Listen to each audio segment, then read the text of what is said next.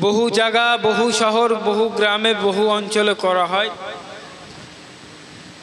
এবং আমাদের প্রতিবেশী দেশ বাংলাদেশেও সভা বিভিন্ন এলাকা ভিত্তিতে করা হয়। তো এই সবার মূল কারণ হলো, মূল কাজ হলো সকল ধর্মকে একসাথে রাখা। এটা আমি বলে যাইনি, এটা আমার কথা না, এটা মুজাদ্দেদ জামানের কথা, এটা আমার রসুলের কথা, রসুল আম্বিয়াদের কথা।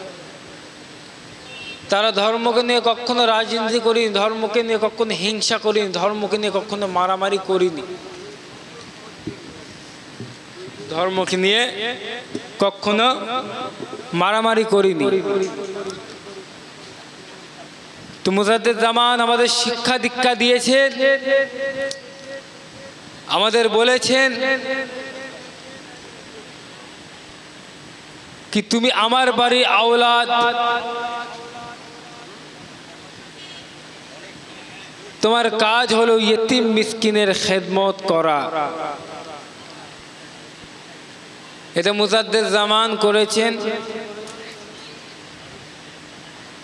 এবং আমার বেটাজান মেজলা হুজুর পীর সাহেব, হুজুর পীর কেবলা মুফতি আজম হুজুর পীর কেবলা এই কাজ আমার দাদা হুজুর পীর কেবলাকে বললেন, বাবা ইয়েতিমখানা করো, ইয়েতিম পালো। এটা তোমার বাবাজি, তোমার দাদা জান করতো। উনি ওনার ভিটেতে এতিম পেলেছে, তুমি জায়গা কিনে এতিম পালো। এটা সবের কাজ, এটা খালিক নিয়তের কাজ। এই কাজটা তোমাকে করতে হবে, কারণ তুমি পীর আওলাদ। আল্লাহ তোমার অর্থ দিয়েছে, আল্লাহ তোমাকে মুরিদ দিয়েছে। কার উসিলায়? দাদা পীরের উসিলায়। তো সেই মুরিদরা আসবে, তারাও পাশে থাকবে এবং তুমিও থাকবে, থেকে ইয়েতিম মিসকিনের খেদমত করবে। এই কাজটা কি? খালিক নিয়তে। আল্লাহ বলেছেন, আল্লাহ রসুল এই কাজ করেছেন এবং আমার পীর, আমার মুর্শিদ, আমার দাদা হুজুর পীর সাহেব, হুজুর পীর কেবলা এই কাজ করছেন। এই কাজের দায়িত্ব আমাদের উপরেও দিয়েছেন, ওনার সাথে আমরাও এই কাজ করছি। আমরা বুঝছি এই কাজের মহব্বত কি, এই কাজের ইম্পর্টেন্ট কি। কাজটা ছোট মনে হচ্ছে, একটা এতিমকে বিস্কুট কিনে দিচ্ছি বা একটা এতিমকে একটা কাপড় দিচ্ছি, একটা কাপড় দিচ্ছি, সেই কাপড় দেওয়ার মধ্যে আল্লাহ অনেক সওয়াব লিখে দিচ্ছে। তুমি নামাজ পড়ছো, রোজা রাখছো, এর থেকে সব বেশি একটা এতিম মিসকিনের তুমি খেদমত করছো। এটা আমার কথা নয়, কারণ আমার আল্লাহ রসুল, আমার হুজুরে পাক, যিনি নূরে নবী মুহাম্মদ মুস্তাফা সাল্লাল্লাহু আলাইহি সাল্লাম ছিলেন, উনিও ইতিম মিসকিনকে ভালোবাসতেন, কারণ আমার রসুল ইতিম ছিলেন। আমার হুজুরে পাক ইতিম ছিলেন, উনি ইতিমের মর্ম বুঝতেন। এখন টাকা পয়সা হয়ে গেলে হয়ে যাবে নাকি? এই আমার রফিক চাচা আছে, রফিক চাচা, উনি কেন করছে এই কাজটা? উনি কেন করছে? এত পয়সা কেন খরচ করছে? অন্য কিছু লাভ হচ্ছে দুনিয়াবি? উনি দেখছে আল্লাহর দিকে, উনি দেখছে আখিরাত। দুনিয়া আখিরাত বলে একটা জায়গা আছে তো নাকি? একাল আর পরকাল, দুটো কাল আছে তো নাকি? তো আখিরাতে আমরা কি কাজ করছি, সেই কাজটার জন্য আমরা জান্নাত পাবো কি পাবো না, কবরে জবাবটা দিতে হবে তো নাকি? কবর বলে একটা জায়গা আছে। একটা হিন্দু শ্মশানে যাবে, একটা মুসলিম কবরে যাবে, একটা খ্রিস্টান কবরে যাবে, হ্যাঁ কি না? সকল ধর্মের মানুষের কাজগুলো ঠিক এক, কিছু কিছু জায়গা আলাদা। আমার দাদা হুজুর পীর সাহেব, হুজুর পীর কেবলা শুধু মুজাদ্দেদ ছিলেন না, আমার হুজুর পীর কেবলা 40টি হাদিসের সনদ পেয়েছিলেন। কত হাদিসের? 40টি। হুজুরের কাছে যেরকম জাহিরি ইলম ছিলেন, হুজুর পীর কেবলার কাছে সেরকম বাতিনি ইলম ছিলেন। আমার হুজুর পীর কেবলা ধর্মগুরু ছিলেন। আমার হুজুর পীর কেবলা ধর্মকে ভালোবাসতেন।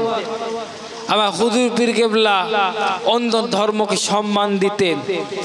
আমার হুজুর পীর কেবলা ধর্মগুরু ছিলেন। মুজাদ্দেদ জামান,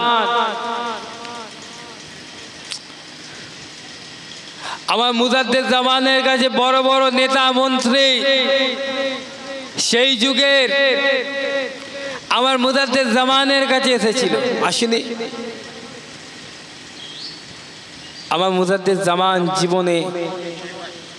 জীবনকালে অনেক কষ্ট করেছিলেন।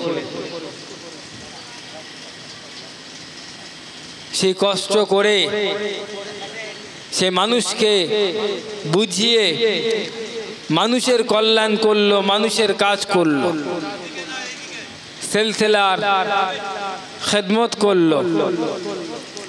কেন? গরিব মিসকিনের জন্য। আমার মুজাদ্দেদ জামান পাড়ায় পাড়ায় গেলেন, গ্রামে গ্রামে গেলেন,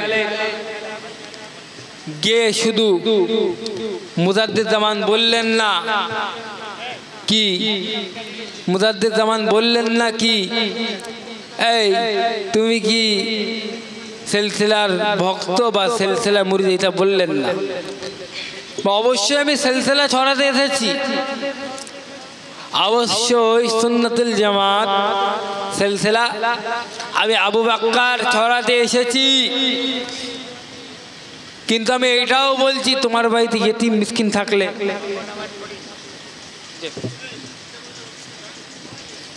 হুজুর পীর কেবলা কিছু বলবে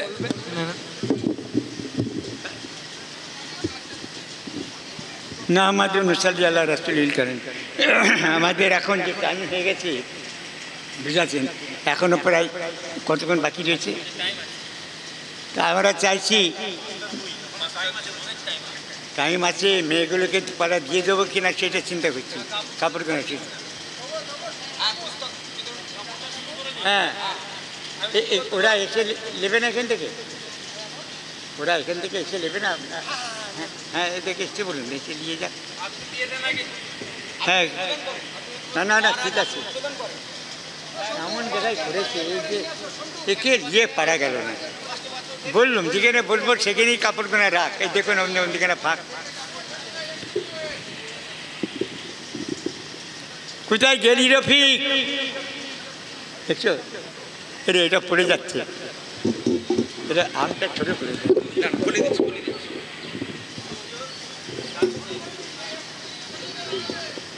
সেই আলাদা করেছি। এবার মেয়েগুনা কী করে নেবে আমাকে বলো? এইখানে একসঙ্গে করবে, এখান থেকে দেবো, সেই মধ্যেখানটা ফাঁকিয়ে দিয়েছে। ওটা একটা খুললে একরাম করবে, মেয়েগুনা এসবে এখান থেকে কাপড়গুনা দেবো, এখান থেকে ফটোটা তুলবে।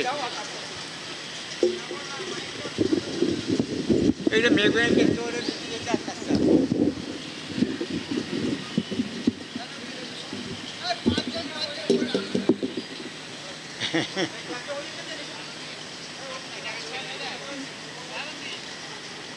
আজকের এই যে মুজাদ্দেদ মিশনের তরফ থেকে বুঝতে পারছেন ইফতার পার্টি করা হচ্ছে। আমরা সর্বধর্ম সম্মেলন করি।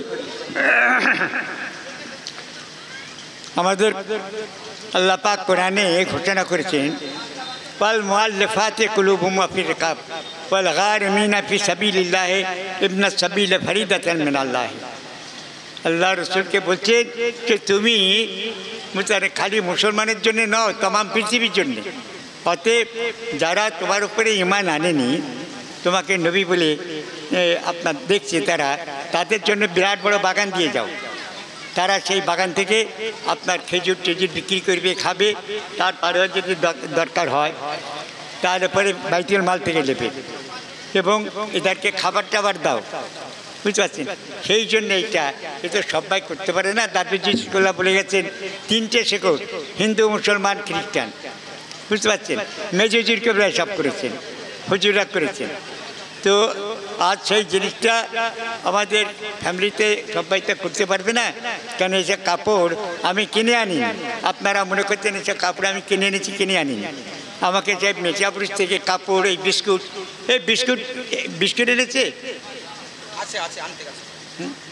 বিস্কুট, তারপরে এই কাপড় ওদেরকে মেয়েগুলোকে দিন, ওরা কাপড় দিয়ে যাক। হ্যাঁ, কিরম অবস্থা করেছে। ওকে বলি কি একসঙ্গে এটা করবে, ও মোটেই করবে না, যেটা বলবো তার উল্টো করবে। আর হুজুর হুজুর করে বলে যাচ্ছে, বলবো যেখানে বসছি তার সঙ্গে কাপড় কেনে রাখবি। এবারে বলুন তো দেখি, ওর না মাথায় বুদ্ধি আছে না কিছু আছে। আকেল যদি না থাকে তাহলে তো মুশকিল, বুঝতে পারছেন? আল্লাহ আকেলের দাম বেশি দিয়েছে, মানে আপনার একাডেমিক কোয়ালিফিকেশন বলুন, বুক নলেজ অফ বুক, এটার দাম বেশি দেয়নি। আল্লাহ বলছেন যার আকেল বেশি দিচ্ছে, বিল হিকমত ওয়াল মাওয়াজাতিল হাসানা, বিল হিকমত, বুঝতে পারছেন? দেখুন দেবানি কেমন আমাদেরকে বিপদে ফেলে দিল। মেয়েগুলো এখানে আসবে, এসে দিয়ে যাবে, তার ফটোগুলো এক জায়গায় সে এখানে, এক জায়গায় এখানে, বুঝতে পারছেন? মহারাজ কাপড়গুলো দিন, এখানে এসে দিয়ে যান দাও। এই দেখতে পাচ্ছেন কত দূরে বলছি যে একসঙ্গে ইয়েটা করবি, সেখানে বস। যা আমার দাও না তুমি হাসান,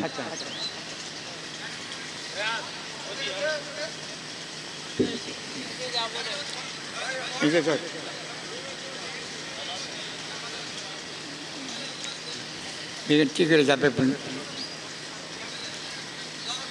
আর তুই এই যে কি বলে আবু শয়তান, এই যে ওকে বুঝে বলে দেবে, দেখ না প্যান্ডেলটা সেখানে এখানে, হ্যাঁ কাপড় কোনো একদিকে, আমার একদিকে, এটা কাপড় দেবো আমরা মেয়েদেরকে, বুঝাচ্ছেন? তাদের বিস্কুট দেবো, কাপড় দেবো না। মেন কথা ইফতার পার্টির জন্য একটা ক্যান্সার হয়ে যাবে তো আমাদের স্টেজের জন্য। না না, এইখানটায় আমাদের কাপড়গুলো এখানে থাকলে কি হচ্ছে, এখানে থাকলে পরে ওই দিক থেকে নেবে, মেয়েগুলো গিয়ে চলে গেছে। ইফতার পার্টিরা আছে, তারা ঢুকছে, ওই তো ঢুকছে এক সাইড দিয়ে করে। হ্যাঁ, এক সাইডে যাচ্ছে, আমরা তো এখানে বসে ফটোটা আমাদের এখান থেকে তুলতে হবে।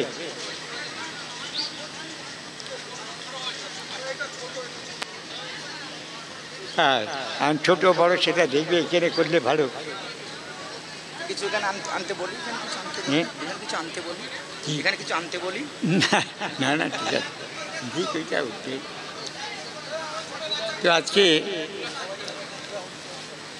এই যে আমাদের এসি সাহেব বসে রয়েছেন, একে এই কাপড়ের ওই উপরে যে মন্ত্রীখানটা যে বসে দেওয়া হতো, দুজনে মহারাজকে ওখানে দেওয়া হতো, তুই ওখানটায় যেতি। সেটা তো আবু তো জিনিসটা আর ভারতের বলবে যে এইরকম করে বারবার বলা হচ্ছে, ও সেই কাপড় আলাদা করবে, ওকে আলাদা করবে। এর কী ওষুধ আছে? আর খালি হুজুর হুজুর হুজুর হুজুর হুজুর করে বলে যাচ্ছে, বুঝতে পারছেন? আর দুনিয়ার টাকা পয়সা খরচ করছে হুজুর হুজুর বলে। মাথার মনি তো আপনি। হ্যাঁ হ্যাঁ, আমি না, এই যে কাপড়টা দিয়েছে যারা, তারা এই জিনিসটা দেখবে যে না হুজুর এই কাপড়টা দিয়ে সব হিন্দু মুসলমান যত আছে এটা সর্বধর্ম সম্মান করছি। কেন, কিসের জন্য? এটা কি পাকিস্তান, এটা কি বাংলাদেশ? বাংলাদেশে এরকমভাবে করি না, ওদের মঠ মন্দিরে যে করি বাংলাদেশে, এটা এখানে তার জন্য এখানে সর্বধর্ম সম্মানটা করছি। আমার আব্বা করেছেন, হুজুররা এরমভাবে কুম্বল টুম্বল কাপড় চোপড় বিতরণ করেছেন, তাই জন্য একসঙ্গে আসছেন। এই যে একসঙ্গে আমরা আসছি, কত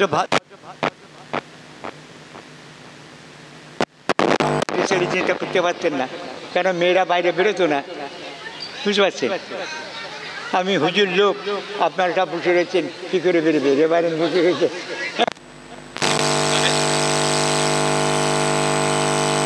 হাজারবার বলছি, তো আজকের এই সভাটার আজকের ন্যায় তো অনেকদিন 1970 করছি, বুঝতে পারছেন?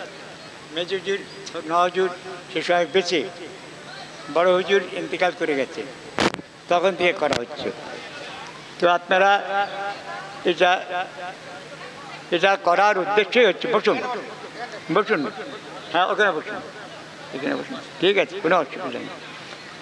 আরে ভাই, এটা তো তার জন্যই করে একসঙ্গে যাতে করে বসবো, কথাটা হচ্ছে যে এটা ভারতারে ফ্ল্যাশ করা, ইন্টারনেটে দেওয়ার কারণটা কি, যে আজ আমাদের এখানে জানতে পারবে যে মমতাজি তার আপনার এই ডাইনেস্টি চলছে এখন, বুঝতে পারছি, চিফ মিনিস্টার, তিনি আমাদের এখানে এই যে একসঙ্গে এইভাবে বসে এটা করার মানে তার এটা তারও ইচ্ছা যে এটা হোক, ইসলাম চাইটা, হ্যাঁ ইসলামও তাই বলছে যে একসঙ্গে বসে যেখানে রয়েছে বুঝতে পারছেন সেগুলোকে খাওয়া দাওয়া করুক, বসে আপসের বিতরণ করুক, মেলামেশা করুক, বুঝেছেন, এইটাই তো সবচেয়ে বড় জিনিস।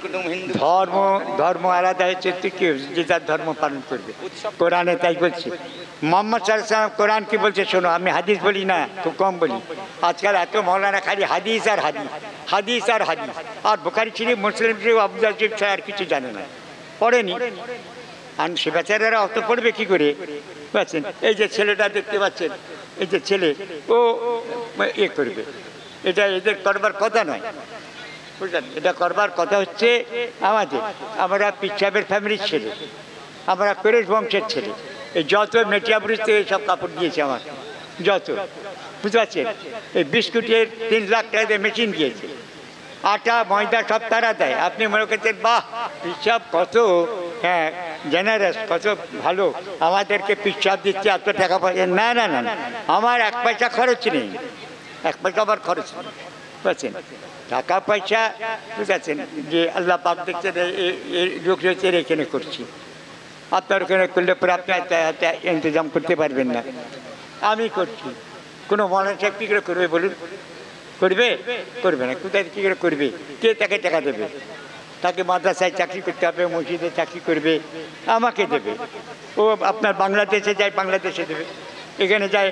অখণ্ড বঙ্গাসামের মুজাদ্দেদ হচ্ছে দাদাজি কেল্লা, মুজাদ্দেদ তাকেই বলে, কুরেশ বংশের। আমরা কোরআনে কুরেশ বংশের কথা বলছি, কুরেশের, বুঝাচ্ছেন, তামাম ইতিহাসে বলছি, বুঝছেন।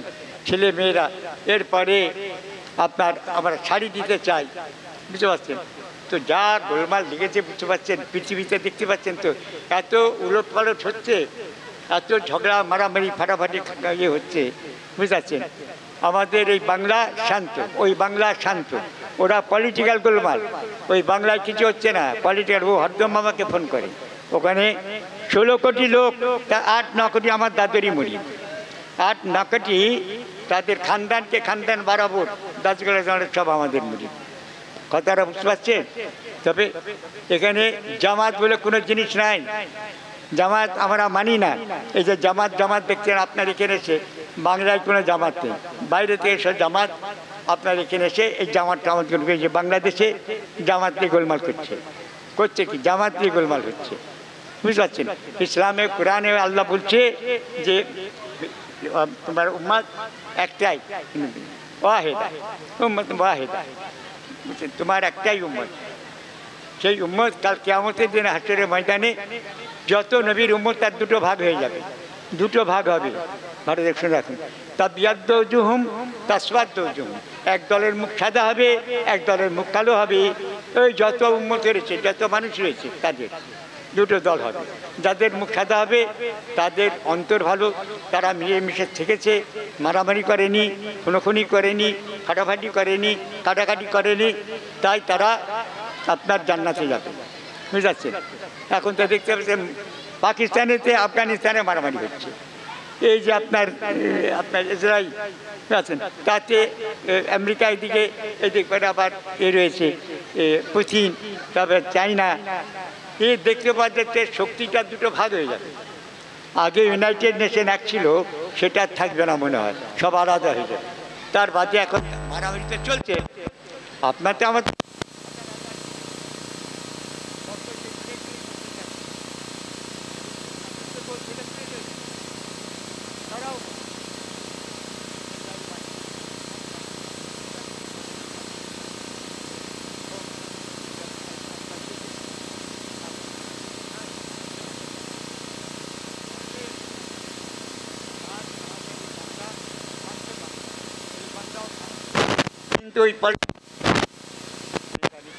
বুঝতে পারছেন, জামাতি একদল রয়েছে সেখানেও পাচ্ছেন, আর একদল এখানে রয়েছে, হাসিনা তো এখানে চলে এসেছে, এই সব পলিটিক্যাল অবশ্য আপনারা বলছেন কেন এরম হচ্ছে, এটা কিয়ামতের আলামত, এটা হবে। আল্লাহ কোরআনে বলছেন যে এই যে আগুন দেখতে পাচ্ছেন যে জ্বলছে জ্বলছে, যে ইযা ইনশাক্কাতিস সামাউ ফাকানাত ওয়ারদাতান কাদ্দাহান।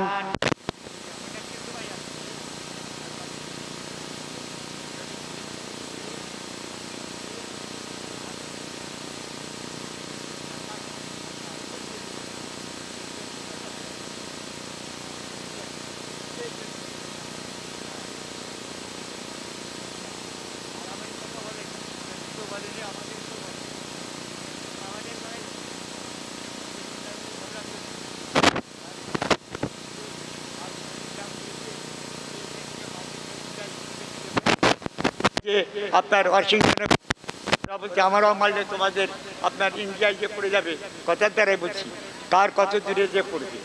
ইট ছোড়ার মতন, আগের মতন তরবারির যুদ্ধ আর নাই, ইট ছোড়ার মতন হয়েছে। কিন্তু এখনো পর্যন্ত যতদিন পর্যন্ত পৃথিবীতে কোরআন বলছে তোমরা মানুষ যত মারামারি তোমরা আজ কম করবে ততদিন পর্যন্ত পৃথিবী থাকবে, আর তা না হলে পরে পৃথিবীতে মারামারি তার কাছে হবে, তার বাদে আপনার ইয়ে হবে। এটা বা ক্যাতল ওয়াকেয়া, এমন এমন সব ঘটনা হবে, সব ঘটনা বলছে রাজ্যতেল আর্ধ রাজ্য, পৃথিবীর ভূমিকম্প হবে হরদম, মানে কোন জায়গায় যে ভূমিকম্প হবে তার ঠিক নেই। বাচ্চাতেল জবাল ও বাচ্চা, বর্ষাতিল জবাল ও বাচ্চা, পাহাড় কোনা ভেঙে চুরমার হয়ে পড়ে যাবে। পাহাড় পড়তে শুনে দেখছেন না, পাহাড় ভেঙে পড়ে যাচ্ছে, ঠিক আছে। আগুন বেরোবে, ভলক্যানো যাকে বলে, কি বলে আপনাদের কোহে আতাশ ফসা উর্দুতে বলে। ভলক্যানোকে কি মহারাজ বলুন তো, ভলক্যানো যে পাহাড়ের ভেতরতে যে আগুন বেরোচ্ছে কী বলে ওকে, বাংলায় কী বলে ভলক্যানোকে? আগ্নেয়গিরি। দেখতে পাচ্ছেন আমি আবার বাংলায় মহাপণ্ডিত, আর পণ্ডিত ভাই কেন জানেন, আমাকে তো আমি আমার কোনো কোয়ালিফিকেশন নেই, আপনার কেউ আমাকে চাকরি দেবে না। এই যে মমতাজি, তারপরে এই যে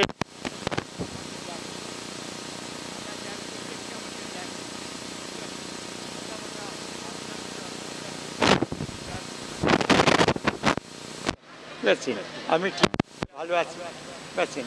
আপনার এই যে মেয়ে, আমার মেয়ে সব চলে যাচ্ছে আপনার স্কুলেতে, তারা সব কাপড় চোপড় পাচ্ছে, খাচ্ছে, যাচ্ছে, কাপড় পাচ্ছে, টাকা পাচ্ছে, বিধবারার টাকা পাচ্ছে, কোনো অসুবিধা নেই, বুঝতে পারছেন তো। কথায় যাক, আপনার জ্যারেজ ট্যারেজ করলেন, এই চলে গেলেন। কোনো দরকার পড়লে বলবেন পিসাব, আপনি সবটাই আমাকে বলবেন, কত এ করছে দেখুন। আমরা যে আপনি এখানে রয়েছে, আমাদের এখানে মারামারি নেই, কাটাকাটি নেই, হানাহানি নেই, মসজিদে ঝগড়া নেই, কোনো আপনার গুরুদ্বারালে ঝগড়া নেই, চার্চ নিয়ে ঝগড়া নেই, কোনো জিনিস নিয়ে ঝগড়া নেই। কোরআন সেইটাই বলেছে। কোরআন বলছে, হে নবী, তোমাকে আমি যে পাঠিয়েছি, লাউ শাহ লা আমানা ফিল আরদি কুল্লুহুম জামিয়া, যদি আমি চাইতাম, আল্লাহ বলতেন হে নবী, আমি যদি চাইতাম সকলকে মুসলমান করে তবে তোমাকে পাঠাতাম। কি বলতে দেখছেন, কিসে বলছে? হাদিস না, আমি কোরআন বলছি, কোরআন। बैरिस्टर इकबाल बोलते हैं यही कुरान लिखते हैं, यही कुरान पढ़ते हैं, और मुझे मत पढ़ा, हम कुरान पढ़ते हैं। बैरिस्टर इकबाल बोलते যে আমি কোরআন পড়ি আর এই কোরআনই লিখি, এই কোরআনই পড়ি, বুঝতে আছে। অতএব আমাকে বেশি আমাকে পড়িও না মৌলানা সাহেবরা, বুঝছেন, আমি কোরআন পড়ি। অতএব আমি যে 20-25 বছর যে রিসার্চ করেছি, রিসার্চে পড়েছি, কোরআন পড়েছি, যত মশলা পড়েছি, বুঝেছেন, যত ইতিহাস পড়েছি, কীভাবে মানুষের যুগ যুগান্তরে কীভাবে মানুষ ছিল, কী করেছে তারা, কীভাবে ছিল, এখন কীভাবে চলছে। অতএব মোহাম্মদ সাল্লাল্লাহু আলাইহি ওয়াসাল্লামকে আল্লাহ রসুল বলছেন যে তোমাকে পাঠানো হয়নি যে তুমি সবাইকে জোর করে মুসলমান করবে। আফান্তা তাকরুন নাসা হাত্তা ইয়াকুনু মুমিনিন, যতক্ষণ পর্যন্ত মানুষ মুমিন মুসলমান না হচ্ছে ততক্ষণ তুমি তাকে ছাড়বে না। তুমি তার জন্য কি তোমাকে পাঠানো হয়েছে? তার জন্য তোমাকে আমি পাঠাইনি। রাস্তা আলাইহিম মুসাইতে, তোমাকে পুলিশ দরোগা করে পাঠায়নি, ধরে ধরে দিয়েছে মুসলমান করবে, তার জন্য পাঠানো হয়। কথাটা বুঝতে পারছেন তো? আজ ইসলাম কোনো ধর্মে কথা বলে, খ্রিস্টান ধর্ম বলেছে, হিন্দু ধর্মে বলছে, কোনো ধর্ম বলেনি। ওই তো আমার তো বড় বড় সব হিন্দু বড় বড় স্কলার এসআইডি সোসাইটিতে, তাদের সঙ্গে যদুনাথ সরকার, হিলালাল চোপড়া, মাখনলাল রায়, বুঝছেন, তারপরে ডাক্তার মির্জা হাসান আগা, এদের সঙ্গে গোল পার্কের আপনার লোকেশ্বরানন্দ, গয়ানন্দ মহারাজ, হুজুর সব সভা করেছেন, মেজুজি কেলা একসঙ্গে সভা করেছি। আমাদের বাংলার ঐতিহ্যটা আলাদা আলাদা, বুঝছেন। বাংলায় স্বামীজি বলছে, তাদের থেকে অনেক কিছু আমি শিখেছি, শুনেছি। হে বীর, সাহস অবলম্বন করো, সদর্পে বলো আমি হিন্দু ভারতবাসী, খ্রিস্টান ভারতবাসী, মুসলিম ভারতবাসী আমার ভাই। কি বলছে বুঝতে পারছেন তো? কথাটা হচ্ছে আমরা এই বাংলায় খুব আরামেই রয়েছি, সুন্দর ভালোভাবে রয়েছি। এখন কোনো যদি বাইরে থেকে, দাদাজি বলতেন তোমরা বাইরে থেকে এসে আমাদের বাংলার শান্ত পরিবেশ নষ্ট করো না, বুঝতে পারছেন। একটা গাছের 3টে শেকড় তিনি পার্সিতে বলতেন, আমার বয়স হয়েছে, বুঝেছেন, আমি মনে করে বলতে পারবো। তিনি বলছেন সুলতান চু দরাক্তান রায়া বিক, সুলতান চু দরাক্তান রায়া বিক, এই পেশার এই পেশার সুলতান মানা মজবুত আজ দরা বিক। বুঝছেন, আয় আমার ছেলে তুমি জেনে রাখো, বাচ্চারা হচ্ছে যে দেশ অ্যাডমিনিস্ট্রেটর, যে দেশকে চালায়, বুঝছেন, তারা হচ্ছে গাছের মতো, আর তার শেকড়গুলো হচ্ছে প্রজারা। তো আমরা প্রজারা বুঝতে পারছি নাকি, দুটো গজল টজল বলে আবার একটা পোতা। আপনি কে দেখেন নি? দেখেছেন? আপনি দেখেন না, ওইটাকে দেখেছেন। একটা গাছ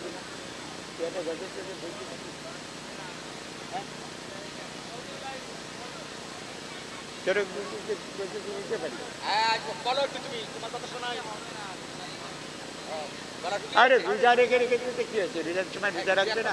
কি বলে সব রোজা রেখেছে। মায়েরা দেখ না, মা বোনেরা কত কাপড় চোপড় নিয়ে যাচ্ছে, মা দিয়ে বুঝাচ্ছে। তবে আজ আমরা একটা মস্ত বড় সবের কাজ করছি, এর চেয়ে বড় সব আর নাই। কোরআনে আল্লাহ বলছে, ঠিক আছে, কোরআনে আল্লাহ বলছে নাচাল রকম আয়নাই নেই, আলম নাচাল রকম আয়নাই নেই, লেসান সাপাতাই নেই, তোমার দুটো চোখ দিইনি, দুটো ঠোঁট, একটা জিভ দেয়নি, ফারা একটা হামালা কাবা মাদরা কামালা কাবা ফাক্কো রাখাবা এতামুন ফিয়ামিন জি মাজগাবা এতিমান যা মাকরাবা মিসকিনান যা মাচরাবা। বুঝতে পারলে? শক্ত কাজ কেউ করতে চাই না নবী। নামাজ, রোজা, তসবিহ, তাহলিল খুব সোজা ব্যাপার, বুঝাচ্ছি। এই যে মহারাজ বসে রয়েছেন, ওই মহারাজদের মুখে দাঁড়ছি, এই মহারাজ যদি দুটো বছর লাগবে না, একটা বছর যদি এই দাড়িটা ঠিক না করেন, আপনারা তোমরা দাড়ি হয়ে যাবে। তাহলে মনে করেন তোমার মুখে দাড়ি নেই, তুই 2 দিন দাড়ি কাটবি না, দাড়ি না কাটবে তোর মুখে দাড়ি রয়ে বলে তুমি জান্নাতে চলে যাবে। নামাজ পড়েন, নামাজ পড়ে ধরছে, খুব নামাজ পড়েন, খুব নামাজ পড়েন। কোরআনে বলছে যে খুব নামাজ পড়েন, খুব রোজা রাখেন, বুঝছেন, খুব আপনি আপনার আল্লাহর ইবাদত করেন, তসবিহ পড়েন, তারা আপনি জান্নাতে চলে যাবেন, লজ্জা বলবেন। বুঝাচ্ছি, আপনি বলবেন যে আপনি নামাজ রোজা কোরআনে পড়েন। যদি নামাজ আপনাকে বুঝিয়ে দিই, অনেক মুসলমান আছেন, হজরত আলী রাদিয়াল্লাহু তাআলা আর হজরত আম্মা জান আমাদের হজরত আমির মাবিয়া রাদিয়াল্লাহু আনহা দুজনেই সাহাবী। এর মধ্যে একদল, ওর দিকে একদল, বুঝতে পারছি। ভীষণ জঙ্গে জামাল হয়েছে, জঙ্গে সিফিন হয়েছে, ভীষণ যুদ্ধ হয়েছে, দুদিকেই মুসলমান। কী হলো? দুদিকেই তো সাহাবী ছিল, দুদিকেই সাহাবী তাবিঈনরা ছিল, সবাই নামাজই পড়তো, সবাই রোজাই রাখতো, আল্লাহ রসুলকে দেখেছে। দুটো দল হয়ে গেল, একদিকে সাহাবী, একদিকে মাবিয়া রাদিয়াল্লাহু দল, আর একদিকে হচ্ছে আপনার হযরত আলী রাদিয়াল্লাহু দল। বেশেন যুদ্ধ, বুঝতে পারছেন, এখনো সেই মারামারি হচ্ছে। তো মানুষ, বুঝতে পারছেন, আপনাকে কে বলেছিল যে এখানে সব পাকিস্তান হয়ে গেলে সেখানে মারামারি হবে না? পাকিস্তানে কি হচ্ছে? সব তো পাকিস্তানে মুসলমান মিয়া, জব দাও না, হচ্ছে কেন? সব নামাজ পড়ছে, সবাই রোজা রাখছে, নামাজ পড়ছে, সব তাম পৃথিবীতে নামাজ রোজা করছে মুসলমানরা। মারামারি হচ্ছে কেন? কাটাকাটি হচ্ছে কেন? তবে তো কথা হচ্ছে সেইখানে কথা হচ্ছে মানুষের অন্তর যদি পাক না হয়, পবিত্র না হয়, তাহলে ঠিক আছে আপনারা শুরু করেন। এনারাও কিছু বলুক, বুঝছেন? আমি চট করে আমারটা পড়েছি আচরে।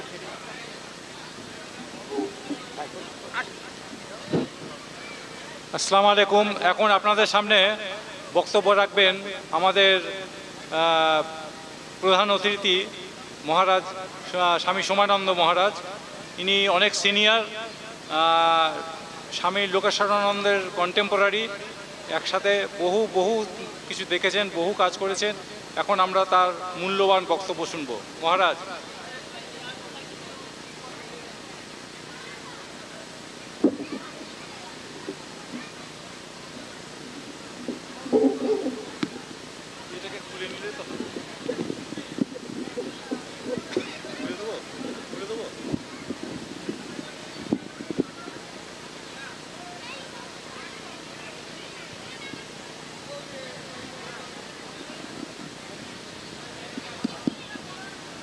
ওম স্থাপকায় চ ধর্মস্য সর্বধর্ম স্বরূপিণে অবতার বলিষ্ঠায় শ্রীরামকৃষ্ণায়।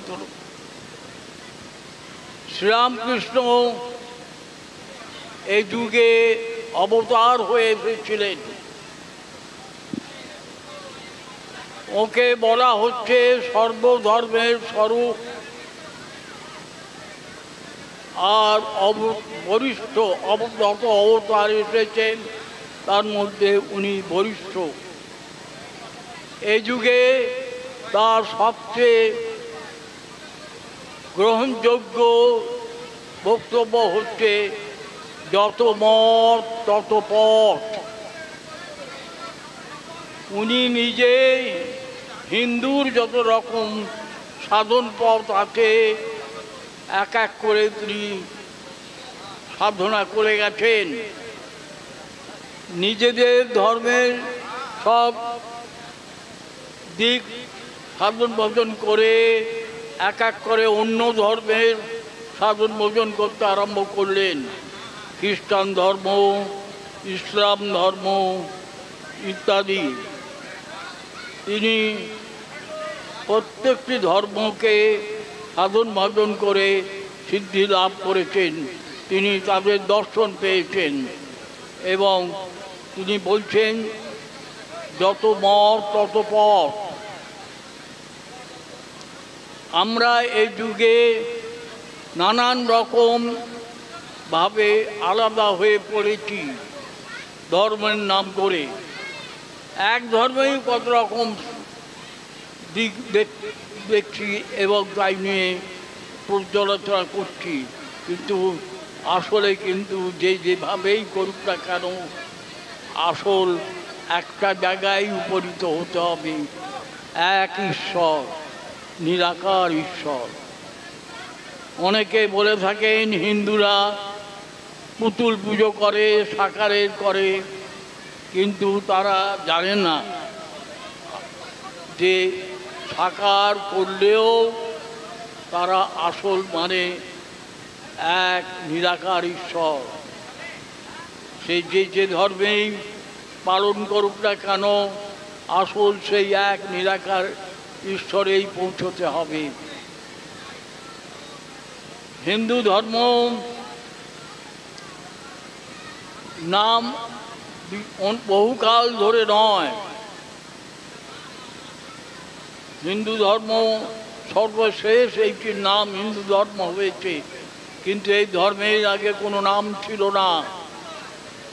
প্রথমে এই যে ধর্ম পালন করা হতো তার নাম তখন সনাতন ধর্ম বলা হতো।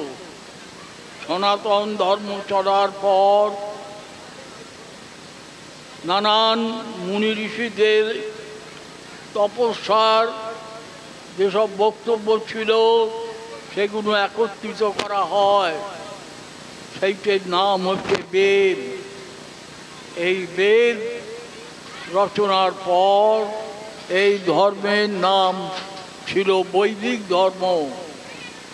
বৈদিক ধর্ম চলাকালীন যখন সে আলেকজান্ডার ভারতবর্ষ দখল করতে এসেছিল তখন সেই সময় এই ধর্মের নাম হয় হিন্দু।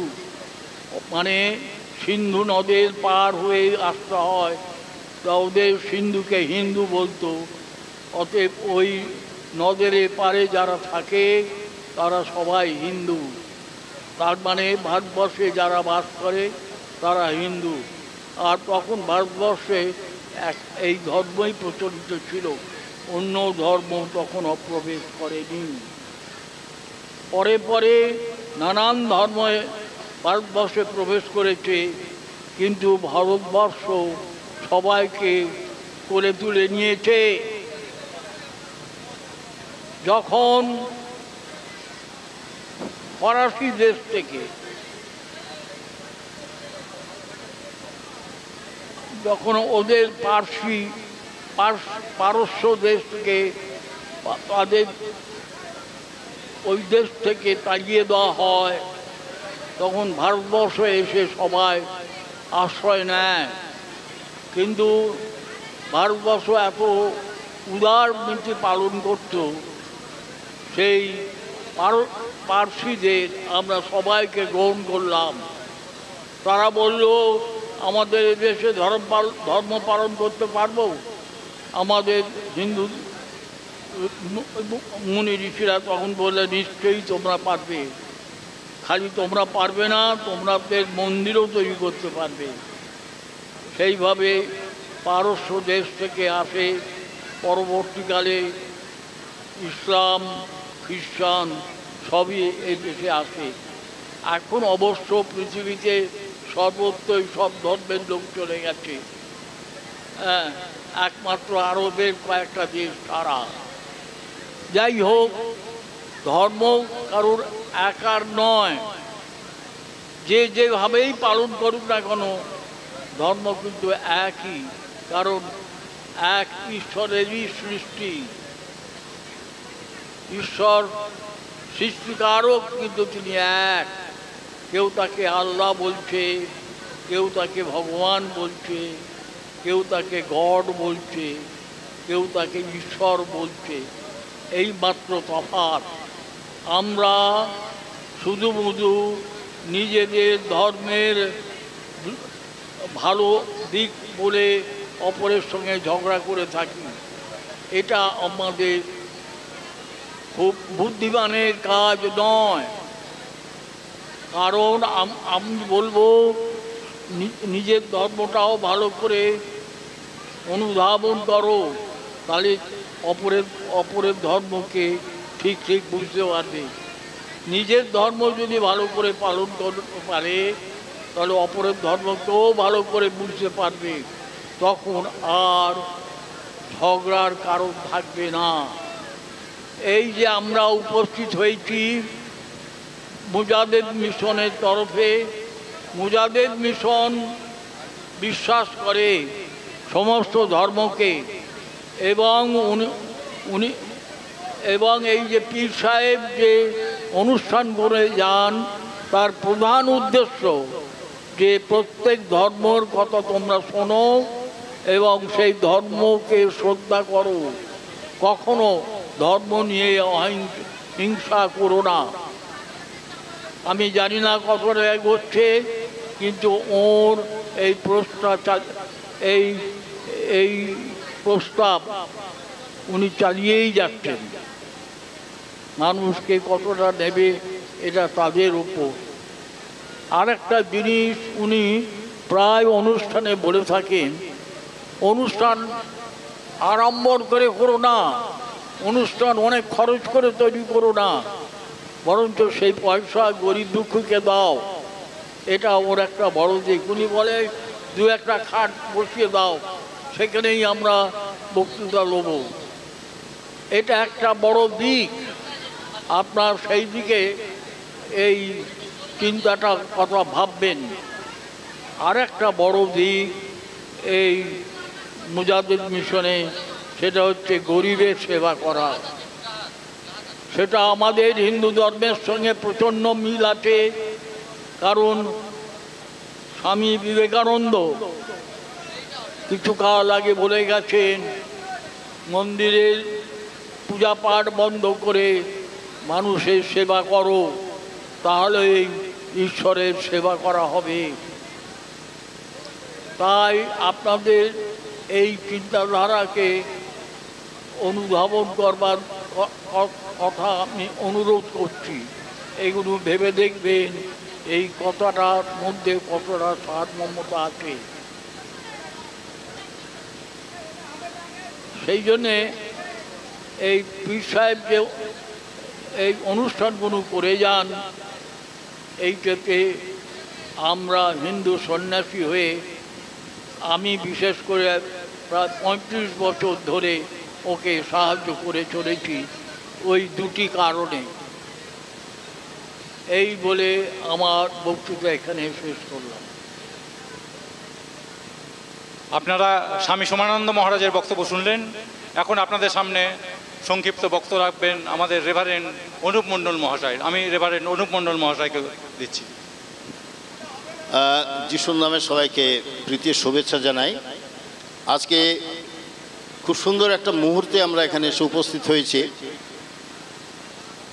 এইখানে জাতি ধর্ম বর্ণ নির্বিশেষে প্রত্যেকটা মানুষের মধ্যে এই মুজাদ্দেদ মিশন তাদের তরফ থেকে এইখানে বস্ত্র বিতরণ করা হচ্ছে, তাদেরকে মিষ্টি বিতরণ করা হচ্ছে। আমরা যখন আমাদের ধর্মীয় কোনো পর্ব পালন করি, পরব পালন করি, সেটা তখনই সার্থকতা লাভ করে যখন আমরা তা সবার মাঝে সেই আনন্দ আমরা ভাগ করে নিতে পারি। কারণ মানব সেবাই হচ্ছে প্রকৃত সেবা। মানুষের মাঝেই ঈশ্বরের অবস্থান। আমি যেহেতু খ্রিস্ট ধর্মের, আমি খুব বেশি কথা বলবো না, অল্প দু একটি কথা আমি বলবো। বাইবেলে বলছে একটা জায়গায় যে তোমাদের হৃদয় হচ্ছে ঈশ্বরের মন্দির, তোমাদের হৃদয় হচ্ছে ঈশ্বরের মন্দির। অর্থাৎ মানুষের মাঝে, মানুষের ভিতরে ঈশ্বর অবস্থান করে। যখন আমরা সেই মানুষকে ভালোবাসি তখন ঈশ্বরকে ভালোবাসি। যখন আমরা মানুষের সেবা করি তখন আমরা সেই ঈশ্বরকে সেবা করি। আজকে এই মানব সেবা আমরা এখানে দেখতে পাচ্ছি কত সুন্দরভাবে জাতি ধর্ম বর্ণ নির্বিশেষে এখানে মানুষদের সেবা দেয়া হচ্ছে, বস্ত্র বিতরণ করা হচ্ছে, খাদ্য বিতরণ করা হচ্ছে, মিষ্টি বিতরণ করা হচ্ছে। এগুলো সমস্তই আমাদের ধর্মের অঙ্গ। কারণ ধর্ম যা আমাদেরকে ধারণ করে, যা আমাদেরকে ভালো পথে, ঈশ্বরের পথে এগিয়ে নিয়ে যেতে সাহায্য করে। আর যখনই আমরা মানুষের মাঝে সেই সেবাদান করব, তখনই আমরা আমাদের ধর্মের দিকে আমরা এক পা এগিয়ে চলবো, এক পা এগিয়ে থাকবো। এটা যেন আমরা সবসময় মনে রাখি। আর জাতি ধর্ম বর্ণ নির্বিশেষে আমরা যেন প্রত্যেকের পাশে থাকতে পারি, প্রত্যেককে যেন আমরা ভালোবাসতে পারি। কয়েকদিন পরেই ঈদুল ফিতর অনুষ্ঠিত হবে 31 তারিখে। আমরা চাইব যেন জাতি ধর্ম বর্ণ নির্বিশেষে প্রত্যেকে সেই দিনটা যেন আনন্দের সঙ্গে আমরা পালন করতে পারি। আমরা যেন একে অপরের সঙ্গে যেন আমরা সৌভ্রাতৃত্বপূর্ণ পরিবেশে সেই আনন্দকে যেন আমরা ভাগ করে নিতে পারি। যখনই আমরা সেই আনন্দকে অন্যের সাথে ভাগ করে নিতে পারবো, তখনই আমরা জানবো যে আমরা সত্যিকারের ধর্ম পালন করছি, আমরা সত্যিকারের আমরা ঈশ্বরের পথে আমরা চলছি। আজকে আমি খুব বেশি কথা আমি বলবো না। আমি সবাইকে আমার তরফ থেকে প্রীতীয় শুভেচ্ছা জানাই। আপনারা সবাই ভালো থাকবেন, আনন্দ করবেন, যেন আমাদের আনন্দ অন্যের ব্যথার কারণ না হয়, আমাদের আনন্দ যেন অন্যের ব্যাঘাতের কারণ না হয়। কারণ এইটা পবিত্র রমজান মাস, এই রমজান মাসকে আমরা পবিত্রভাবে পালন করি। এর আগে আরেকদিন আমি বলেছিলাম যে আমাদেরও খ্রিস্টান ধর্মে এই সময়টাকে লেন্টেন পিরিয়ড বলা হয়, এটা লেন্ট বলা হয়, LENT লেন্ট বলা হয়। অর্থাৎ আমরা এই সময় আমরা নিজেদের আধ্যাত্মিক জীবনকে আমরা কন্ট্রোলে রাখার চেষ্টা করি, নিয়ন্ত্রণে রাখার চেষ্টা করি। আমাদের সমস্ত ইন্দ্রিয়গুলিকে উপবাসের মধ্য দিয়ে আমরা নিয়ন্ত্রণে রাখার চেষ্টা করি। উপবাস হচ্ছে নিকটে বাস, অর্থাৎ ঈশ্বরের কাছাকাছি বাস। ঈশ্বরের কাছে আমরা তখনই থাকব যখনই আমাদের মনকে, আমাদের সমস্ত ইন্দ্রিয়গুলিকে আমরা নিয়ন্ত্রণে রাখতে পারবো, আমাদের মনকে আমরা ঈশ্বরের হাতে সমর্পণ করতে পারবো তখনই আমরা প্রকৃত ধর্ম অনুসারী রূপে আমরা চিহ্নিত হব। আর এই বিশেষ সময়ে যেন আমরা আমাদের প্রত্যেকটা ইন্দ্রিয়কে যেন আমরা নিয়ন্ত্রণে রাখতে পারি, আমরা যেন আল্লাহর কাছাকাছি থাকতে পারি, ঈশ্বরের কাছাকাছি থাকতে পারি। এটাই আমার তরফ থেকে আপনাদের কাছে একান্ত প্রার্থনা এবং একান্ত আমার ইচ্ছা। আপনাদের প্রত্যেকের জীবনে ঈশ্বর আশীর্বাদ করুন, ঈশ্বর মঙ্গল প্রদান করুন। নমস্কার।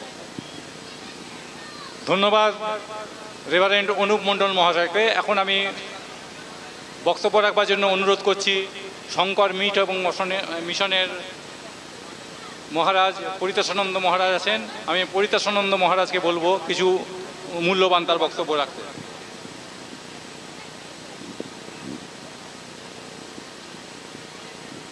ওম একং পরমং ব্রহ্ম একং শরণং মম সর্বেষাং মিলন তস্মৈ ওমকারায় নমো নমঃ। ওমকার বিন্দু সংযুক্তং নিত্যং ধ্যেয়ন্তি যোগিন তস্মিন মধ্যে স্থিতং তত্ত্বং তৎপ্রদর্শয়তি সদ্গুরুম। আজকের এই মুজাদ্দেদ মিশন ফুরফুরা শরীফ অনুপ্রেরণায় এই অত্র অঞ্চলে এই সর্বধর্ম সমন্বয় এর উপস্থিত মঞ্চে গুণী ব্যক্তিবৃন্দ এবং যে পীরজাদা কুতুবউদ্দিন সিদ্দিকী মহোদয় এবং উপস্থিত অন্যান্য সুধীমণ্ডল প্রত্যেককে জানায় আমার আন্তরিক শুভেচ্ছা ও অভিনন্দন। আমি আজকে একটু ভিন্নভাবে ব্যাখ্যা করছি। আমরা আমাদের সনাতন ধর্মের মূল ধর্মগ্রন্থ বেদ, বেদের সার উপনিষদ। বেদ সাধারণ মানুষের বোধগম্য নয়, উপনিষদ ও বিভিন্নভাবে ব্যাখ্যা ভ্রান্তির সৃষ্টি হয়, তাই তারও সার সংক্ষেপ এবং সংক্ষিপ্তভাবে গীতার আমাদের উপস্থাপনা। আজকের যুগে আমরা গীতা দুই একটি কথা নিয়েই আমি আলোচনা করছি। গীতা দুইটা পক্ষের যুদ্ধের কথা উল্লেখ আছে। ওখানে কৌরব আর পাণ্ডব দুইটা পক্ষ সমন্বয়ে মুখোমুখি হয়েছে যুদ্ধ। আর এই যুদ্ধের ঘটনাটা আমাদেরকে বর্ণনা করেছে। যুদ্ধ যেখানে রক্তক্ষয়, সংগ্রাম, প্রাণহানি হয়, সেখানে কিভাবে মানুষের মধ্যে শান্তি আসে, সেটা কি করে ধর্ম হয়, সাধারণ মানুষের মধ্যেও সেটা প্রশ্ন জাগে। কৌরব আর পাণ্ডব, তো একটা জিনিস আমাদেরকে খেয়াল রাখতে হবে, এই সমরাঙ্গন কুরুক্ষেত্রের সমরাঙ্গনে এই যুদ্ধ হয়েছিল। তো কুরুক্ষেত্র বলতে আমরা একটা জিনিস বুঝি, সেই যেখানে কর্মক্ষেত্র। আসলে সাধারণভাবে কর্মক্ষেত্র বলতে কোনটায় বোঝায়? আমাদের এই শরীরটাই হলো কর্মক্ষেত্র, এই শরীরটাই হলো ধর্মক্ষেত্র। শরীরেই কর্মক্ষেত্র, শরীরেই ধর্মক্ষেত্র। শরীরের মাধ্যমে আমরা যে কর্ম করব, সৎকর্ম করব, সেটাই সুকর্ম এবং কর্মের ফল আমরা নেব। আর সেই জায়গায় কিন্তু আমরা দুইটা পক্ষ, তো দুটো পক্ষ কি কি আমরা আগেই বলেছি, যে পাণ্ডব আর কৌরব। আমার দেহের মধ্যে কৌরব পাণ্ডব অবস্থান করছে। কৌরব বলতে যারা বুঝায়, এরা 100 ভাই, এর সাথে আমাদের যুদ্ধ পঞ্চ পাণ্ডবের 100 ভাই। আমরা জানি আমাদের 10টা ইন্দ্রিয়, 5টা কর্মেন্দ্রিয়, 5টা যে জ্ঞানেন্দ্রিয়, এই 10টা ইন্দ্রিয় প্রতিনিয়ত 10 দিক পরিভ্রমণ করছে। 10 দিক পরিভ্রমণ, 10-এ 100, এই 100 জনের বিরুদ্ধে আমাদেরকে বিভ্রান্ত করছে। আমাদের 10 ইন্দ্রিয় 10 দিকে আমাদের মনকে দাবিত করছে, মনকে বিভ্রান্ত করছে, মনকে চঞ্চল করছে। মন চঞ্চলতার কারণে আমাদেরকে কর্মপথে বিভিন্নভাবে আমাদেরকে পথভ্রান্ত করছে, আমাদের দিক ভ্রষ্ট করছে, আমাদের কর্মের মধ্যে কুকর্মের সৃষ্টির প্রবণতা বাড়াচ্ছে। সুতরাং এই যুদ্ধ হলো আমাদের অন্তর ইন্দ্রিয়ের যুদ্ধ। অন্তর ইন্দ্রিয়ের যুদ্ধ মানে আমার নিজেকে সংযমিত করা। আমার এই 10 ইন্দ্রিয় 10 দিক পরিধাবন থেকে যদি আমি রেহাই পাই, তাহলে আমি সংযত হব, সংযমিত হব, আমার মধ্যে মনুষ্যত্ববোধ জাগবে, আমার দ্বারা গর্হিত কাজ, কুকাজ এবং অন্য কোনো নিন্দনীয় কাজ সমাপন হবে না। আমি যখনই একজন পরিপূর্ণভাবে মনুষ্যত্বের মানবতাবোধের অধিকারী হব, তখনই আমার মধ্যে সেই প্রকৃত ধর্মবোধ জাগ্রত হবে। যতক্ষণ পর্যন্ত না আমি ব্যক্তি সংযমিত না হব, যতক্ষণ পর্যন্ত না আমি ব্যক্তির মধ্যে চঞ্চলতা বিরাজ থেকে বিরত হতে পারবো না, ততক্ষণ পর্যন্ত আমার মধ্যে মনুষ্যত্ববোধ মানবতাবোধ জাগবে না, আমার দ্বারা কুকর্ম সংগঠিত হবেই। সুতরাং যুদ্ধ আমাকে করতে হবে। আমার এই দেহটাই হলো ধর্মক্ষেত্র, এই দেহটাই হলো কুরুক্ষেত্র। আর এইটা মনের রেখে আমার 10 ইন্দ্রিয় 10 দিক পরিভ্রমণ থেকে আমাকে বিরত থেকে আমি সংযমিত হতে পারলে আমি মনুষ্যত্ববোধ জাগ্রত করে নিজের কল্যাণ, অপরের কল্যাণ সাধন, দেশের কল্যাণ সাধন করতে পারবো, অন্যথায় নয়। আমরা পরিশেষে একটা কথাই বলবো, আমরা প্রত্যেকেই যেন সংযত। আজকে এই যে পবিত্র রমজান মাস, 1 মাস ওনারা যে উপবাস করলেন, সারাদিন কিছু নেই, এই যে ফাস্টিংটা একটাই কারণ নিজেকে সংযমিত করা, নিজেকে নিয়ন্ত্রণ করা। তো এই নিয়ন্ত্রণের মাধ্যমে মন যখন নিয়ন্ত্রিত থাকে, কন্ট্রোলে থাকে, আপন নিয়ন্ত্রণে যখন মন থাকে, নিজের কন্ট্রোলে মন থাকে, তখন আর কোনো দুষ্কর্ম করার সাহস জাগে না, মনে প্রবৃত্তি জাগে না, মন নিবৃত্তি মার্গে চলে যায়। মন যখন নিবৃত্তি মার্গে যায়, তখনই মানে আমার মধ্যে যে ঈশ্বরের ভাব রয়েছে, চৈতন্য সত্তাটাই তো ঈশ্বরীয় সত্তা, দৈব সৃষ্টিকর্তার অংশ, সেই অংশটা আমার মধ্যে অনুভূত উপলব্ধ হয়। আর এই নিজের আমি আমার সেই স্রষ্টার সান্নিধ্যে নিয়ে যেতে পারি, অন্যথায় আমরা তার থেকে দূরে সরে যাব। আমরা নিজেকে নিয়ন্ত্রণের মাধ্যমে নিজে মনুষ্যত্ববোধ জাগ্রত করে নিজেকে উন্নত মানসিকতায় আমরা তৈরি করে দেশ, দশ, সমাজের কল্যাণ নিজ হতে যেন আমরা পারি, সেই কথা ব্যক্ত করে আজকের এই সন্ধ্যা বাসরে প্রত্যেককে শুভেচ্ছা জানিয়ে আমার সংক্ষিপ্ত আলোচনা এখানে শেষ করছি। সর্বে ভবন্তু সুখিনঃ, সর্বে সন্তু নিরাময়া, সর্বে ভদ্রাণি পশ্যন্তু মা কশ্চিৎ দুঃখভাগ ভবে। সবাই সুখী হোক, সবাই নিরাময় হোক, সবাই যেন ঈশ্বরের কৃপা লাভ করে, কেউ যেন দুঃখী ভোগ না করে, দুঃখ ভোগ না করে, এই প্রার্থনা করে এখানে সবাই পুনঃ শুভেচ্ছা প্রীতি অভিনন্দন জানিয়ে এখানে শেষ করছি।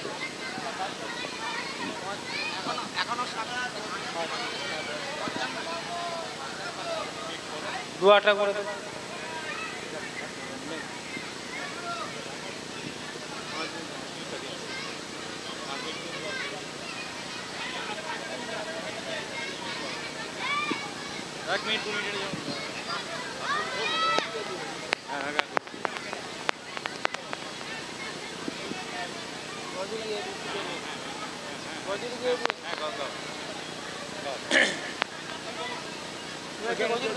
না না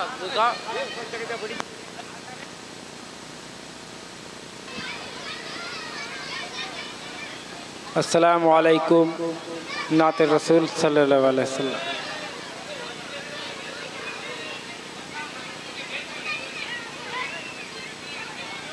ए सबसे गुंबद वाले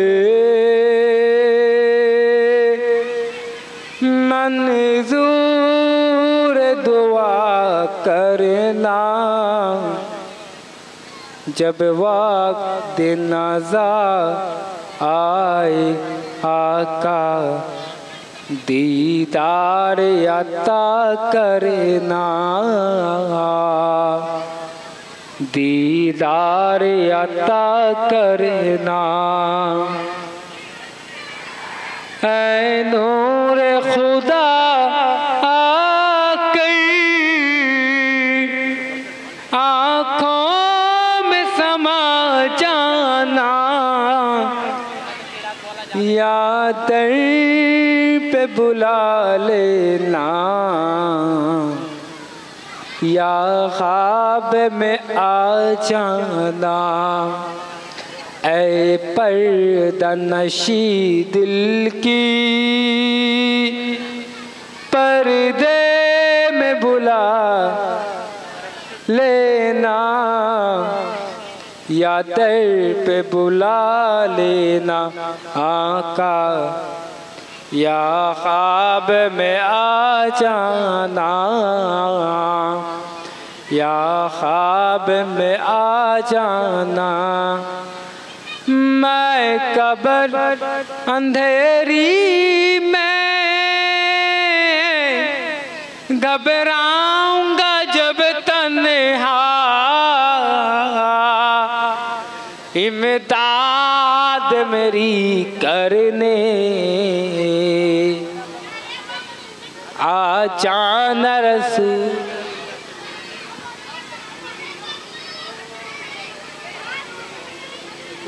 দোয়াটা করে দেন তাহলে।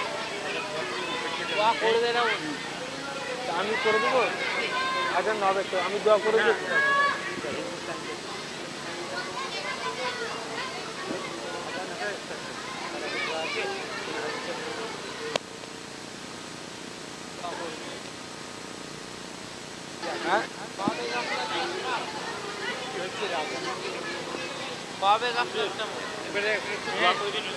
नहीं ना मैंने नहीं क्या खाना